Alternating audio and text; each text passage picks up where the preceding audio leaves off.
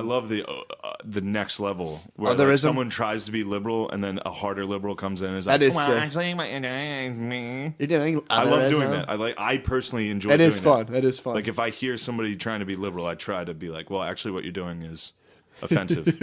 Like last week you said jungle fever and I was like, well, Matt, I was unaware that was offensive. Honestly, it's very problematic. I had no idea. I always just heard it in a pleasant context. So it's interesting. Yeah, but it's nice to, like, that girl at that time we did that show where she was like, and my boyfriend had all these things, and I was like, wait, you? Oh, my God. It's nice to be that person. You know what's interesting? Dude, that was the funniest thing in the world. So I didn't mean to cut you off.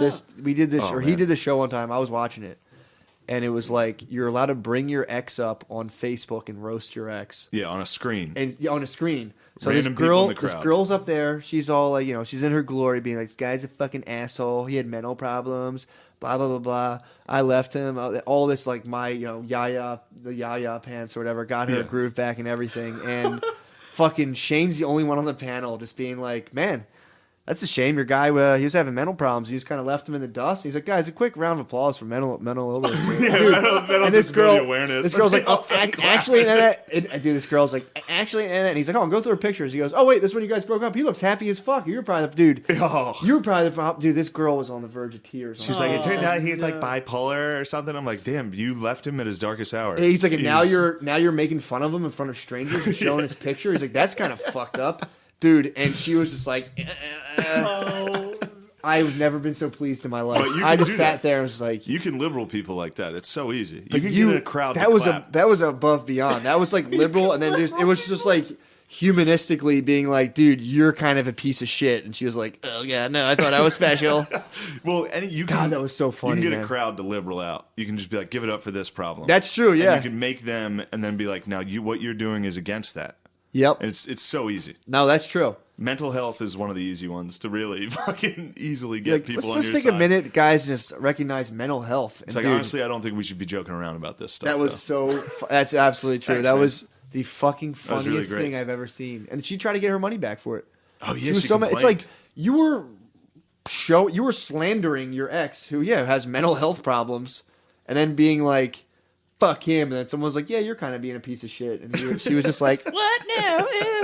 Isn't that kind of checkmate though? Wasn't that it was checkmate, dude.